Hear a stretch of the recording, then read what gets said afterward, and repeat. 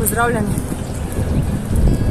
25. junija se bo v Mariboru prvič razvrstil tek 7 križev. To je pobeg, urbani pobeg v naravo. Iz samega centra mesta Maribor v samo nekaj minutah doživiš čudovito naravo, mariborske griče in krasen pogled na Pohorje, krasen pogled proti Bočo. Skratka, zelo lepa trasa. Priporočam vsem, ki se boste dogodka udeležili, pridite spočiti, ker je trasa izjemno zaguljena. Veseli me, da se bo v Mariboru zgodil ta dogodek.